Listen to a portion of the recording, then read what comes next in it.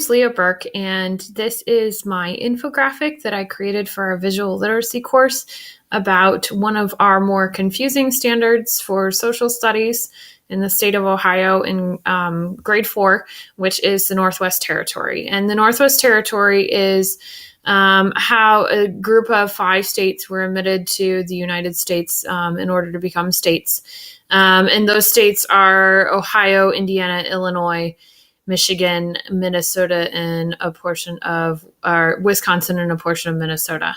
And so I originally looked at the different infographic programs, and I've already utilized Canvas. So when I wanted to try something new, and I chose Visme, I think that's how you say it, and found that it had some great features. I liked a lot of the graphics in it. While some of the features to download, there was less options than Canva had for free. So I think there's pros and cons to both programs. I chose to utilize a template to create my infographic because I thought that some of them had some great organization already, and then I could build things into that instead of building one completely from scratch. And so the template I originally chose had the general structure. So the boxes were the same. The images were obviously different.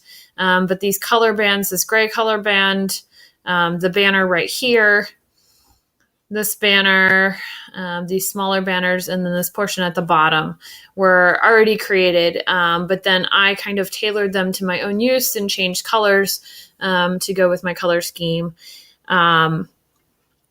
I headed this Ohio's journey to statehood, the Northwest Territory, and then thought of immediately of our state seal in Ohio, which has some significance in the Northwest Territory and when our state became a state. There's actually portions of this picture that represent different parts of our state. So while we will discuss these in general in class, I didn't necessarily incorporate them within this infographic because this will just kind of be a discussion that we have on the side.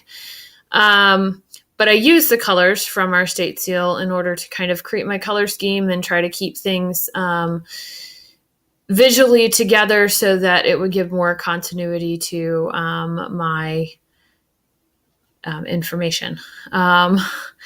I started with these first 2 sections, which originally had some buildings that they were talking about in the template, and tailored them into sections about when our state became a state, and how Ohio is the 17th state that was admitted to the Union, and a little bit more about it. And both of these refer students to reading more below about the guaranteed rights.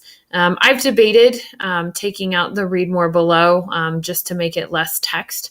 I think that's something I might do. I met with Hannah and Aaron from our course, and they asked some questions just about how I would share it out and the way I went about creating the structure of this. And so I'll share those as well. This banner I changed into guaranteed rights, and then these circles were actually originally small little circular graphs, and I turned them into circles to hold graphics for the different guaranteed rights by the Northwest Territory. So wanted students to be able to quickly connect into things. For example, when we talk about right to trial by jury, that's a hard thing for a lot of my students to understand what it is because it's not something obviously you do as a child. And so adding that gavel in there gave them a little bit more connection to that, encouraging education. We have a book. It banned slavery.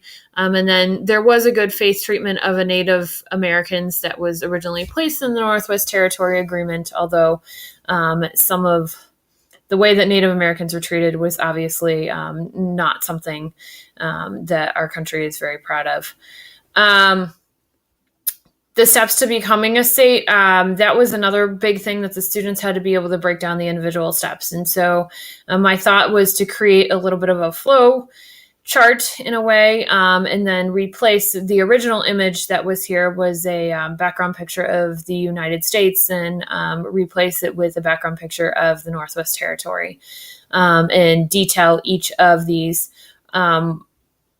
I think with student input, I might make some changes to this in terms of adding some other visuals, but I wanted to keep it rather simple because I didn't want it to be too overwhelming in terms of having pictures of people and things like that. I find that my students like the pictures, but they get very overwhelmed. And through this course, one of the things that we just worked on was creating a slides presentation and really talking about how to create a presentation without making the background 9 million colors and adding in a crazy amount of fonts and coloring every text box a different color and making all of our slides look different and beautiful and colorful, and really focusing in on the content and simplifying things to make it better understandable to people, and trying to lessen text, which I feel like is something that I do have to work on in breaking down some of the text, but then at the same time still keeping what students do need to know. So I think that as I begin to utilize this in class, that's when I'll start making even more changes to it and hopefully update it and create some more infographics to go with some of my other social studies content. I finished the bottom, which originally was a pain with the business's information, just with two big things about our Constitution and the veterans from the war. They were kind of two side points that I felt didn't go in the flow of the other things at the top, but things that students still needed to know. The group members that I did a hangout with were inquiring about how I would share this with students, and my initial thoughts was I will share this via Google Classroom, which we utilize on a daily basis in my room and students oftentimes refer to at home. Maybe even if I'm creating more infographics, instead of storing them in the stream, but store them in the About tab, where students can then always access them easily, and compiling the different infographics for our different standards, but making sure that students can be able to look through the entire information. I think sometimes when you print infographics, you lose the visual because things become too small because they're a long and different size sheet of paper, and they look, I think they suit their purpose much better in a digital media format. I think that's about it.